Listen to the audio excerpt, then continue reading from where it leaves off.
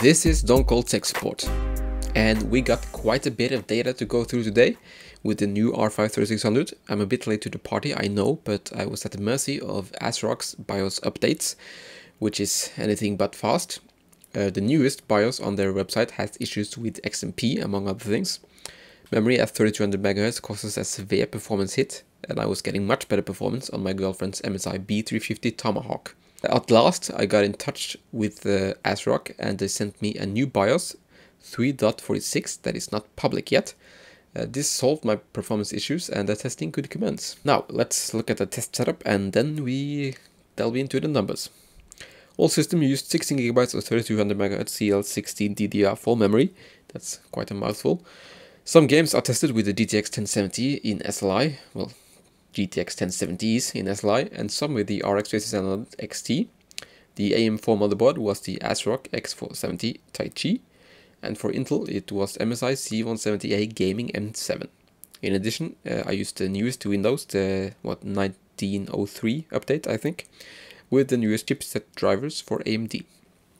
I will be comparing the R5 3600 to the i5 6600K and the Ryzen R5 1600 because that's what I have at hand. You will see more data points in some benchmark than others. Some games I have tested the i5 at stock and overclocked, the R5 1600 stock and overclocked, and the R5 3600 stock overclocked with PBO and without SMT. And a few I only tested overclocked numbers. This was due to time constraints.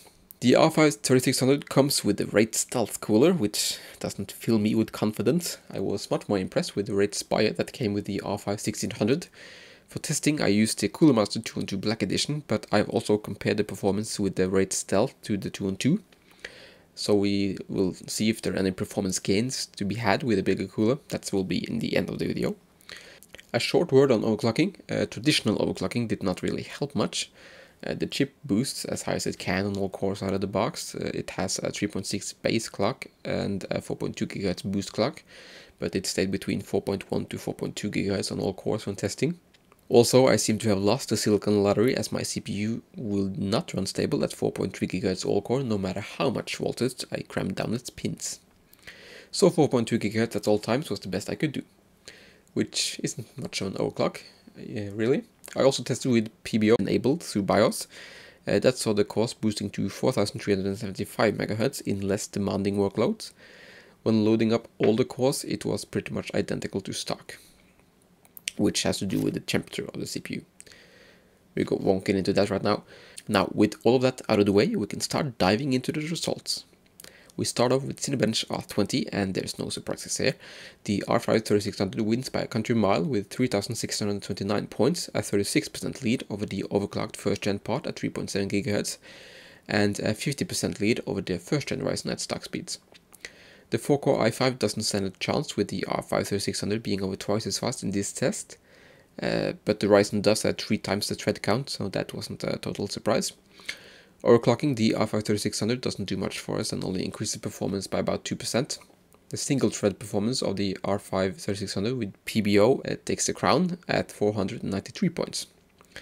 A 34% increase over the first gen Ryzen, which overclocked to 3.7 GHz, and it's also 1% ahead of the i5 6600K at 4.8 GHz. So this is very good single thread performance by AMD, and the IPC is actually now ahead of Intel's Skylake architecture at least. So that's the first time in quite a while. Okay, moving on to the handbrake test. In this test we record the average frames per second the CPU encodes at. Again, the R5 3600 is ahead at 73.5 frames per second with PBO enabled, which is a 44% increase over the stock R5 1600. As mentioned before, performance between PBO and stock on the R5 3600 was identical in heavy multi-threaded workloads. Again, the R5 3600 has a 90% lead over the overclocked i5. In the DaVinci Resolve test, it's basically more the same. The R5 3600 completed the render at 1 minute and 43 seconds, about 30% faster than the stock first gen Ryzen, which finished in 2 minutes and 22 seconds, and 41.5% faster than the i5 6600K at 4.8 GHz, which finished in 2 minutes and 56 seconds.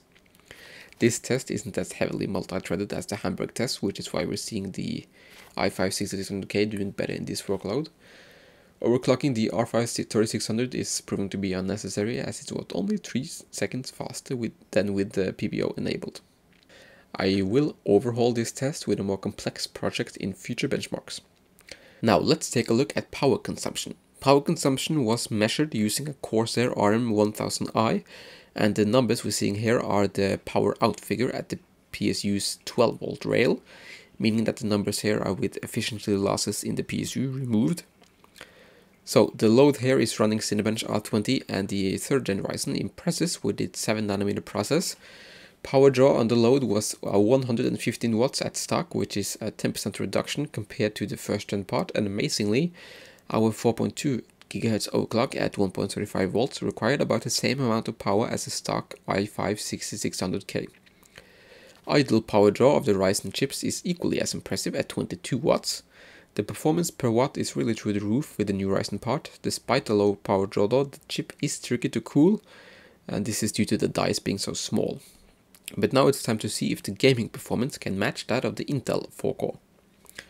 We start off with a lightly threaded game, Anno 1800. In this game, single core performance is what we need, and the Ryzen 3600 delivers in spades, matching the performance of the 6600K at 51 frames per second average with similar frame times as well. This was with PBO enabled, which can boost the clock speed in lightly threaded scenarios, which is why it's outperforming our 4.2 GHz static overclock.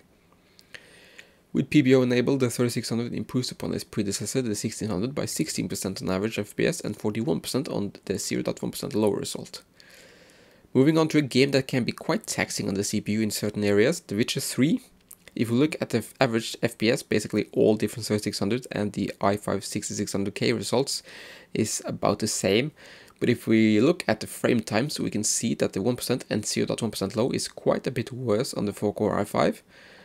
When comparing the R5 1600 at 3.7 GHz to the R5 3600 with PBO, the 3600 is 11% faster on average frames per second and 0.1% low, with the 1% low being 20% better with the 3rd gen Ryzen.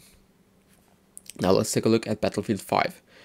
I tested this game on a 64-player online server at the Narvik map with DirectX 12. I got quite a bit higher averages with the DirectX 11, but at a high cost to frame times with all the CPUs, so in the end I decided to use DirectX 12. The 3600 is coming out on top here with 136.6 frames per second on average, 13% higher than the i5 6600K and 16% better than the R5 1600. But if we look at the frame times, the two Ryzen CPUs are more or less equal, but the 1% lower result is much worse on the i5 6600K, and this is the problem with not having enough threads in this game. The 6600K's cores are very good, but it doesn't have enough of them for CPU-intensive games such as Battlefield 5, unfortunately. Next is another CPU-intensive game, Anthem. In this game, the 3600 with PBO is again fastest and 21% ahead of both the 1st gen Ryzen and the i5 6600K, which both handed in about the same averages. In addition, the 3600 with SMT off was in that same ballpark. If we turn to the 1% lower result, the 3600 is 24% ahead of the 1600 and 86% ahead of the i5 6600K. Now to a game that is very dependent on single core performance, as most MMOs are, The Elder Scrolls Online. In this game, disabling SMT actually has a positive effect on performance and helps the 3600 dethrone the i5 6600K. Disabling SMT saw a performance uplift of 6% compared to the PBO result, going from 75.8 frames per second on average to 80.3 frames per second average. I should also mention that the SMT off result also has PBO enabled. With PBO enabled, the 3600 is 29% ahead of the overclocked 1st gen Ryzen part. This is actually a really welcome result for AMD, which have struggled in lightly threaded games in the past. Next up is Shadow of the Tomb Raider.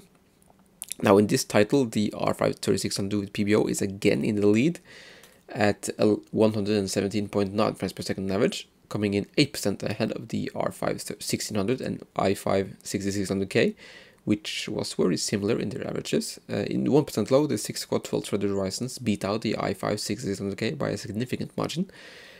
But now let's take a look at how the R5 3600 is for high frame rate competitive gaming.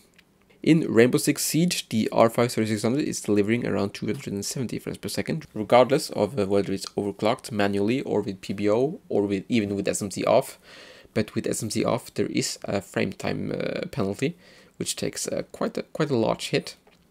with the 0.1% low going from 164.4 frames per second to 140.8 frames per second, which I suppose is unacceptable if you're on a 144 Hz panel. The 3rd gen Ryzen sees a 22% increase over 1st gen when comparing overclock to overclock, with the 3600 delivering 273.2 frames per second average and the 1600 doing 223.8 frames per second average. Perhaps more impressive is the improvements in frame times, which is over 30% better with the 3600.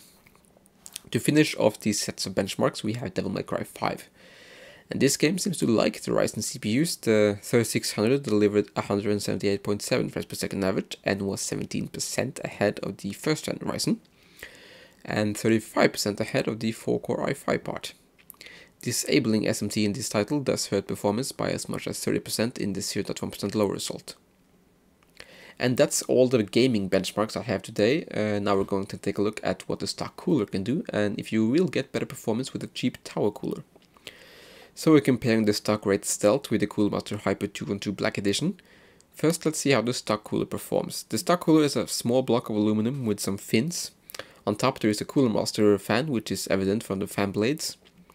At idle, the Wraith Stealth was hovering around 21.5 degrees Celsius over ambient, which was about 45 degrees absolute temperature, 9 degrees warmer than the 212 Black Edition. And when running Cinebench R20 several times, the Wraith Stealth reaches 67.5 degrees Celsius over ambient, which was a whopping 91 degrees absolute temperature. Quite toasty and close to the 95C max allowed temperature.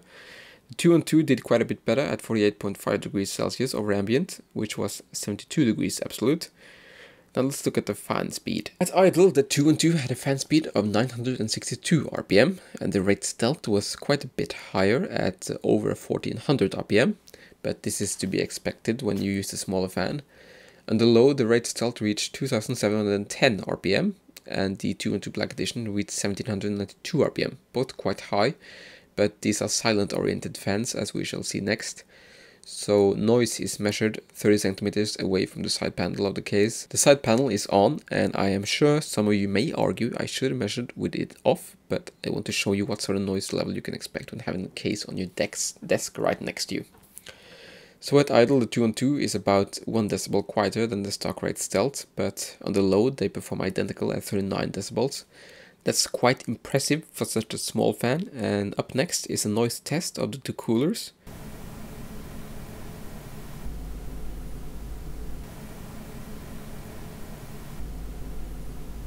Now let's see if the smaller cooler actually has an impact on performance. We start off with a heavy multi-threaded workload in Handbrake, and yes, the CPU has to downclock more because of the higher temperatures with the stock cooler than the 212. There's not a large difference, only about 3%, but with longer sustained workloads that difference could increase. But how about gaming performance then? We test in Battlefield 5, and if we don't see a difference in this game, we can safely assume we won't see a difference in other games either. And here we are basically looking at the margin of error difference. There's nothing worth noting, and that's despite having enabled PBO. So in conclusion then, the R5 3600 has to be one of the best value gaming CPUs released since the i5 2500K. If you're currently on any 4-core Intel CPU, locked or unlocked, or any 4-core CPU for that matter, and you're looking for an upgrade, the R5 3600 should be at the very top of your list. It is absolutely fantastic value, and I can wholeheartedly recommend it. I will in fact be keeping this one in my personal system. And that's all I have for you today. Thank you so much for watching. In the next video I'll be investigating what is the best value RAM speed for the 3rd gen Ryzen. I got my hands on some BDI G-Skill memory, so I'll be testing that now. Farewell!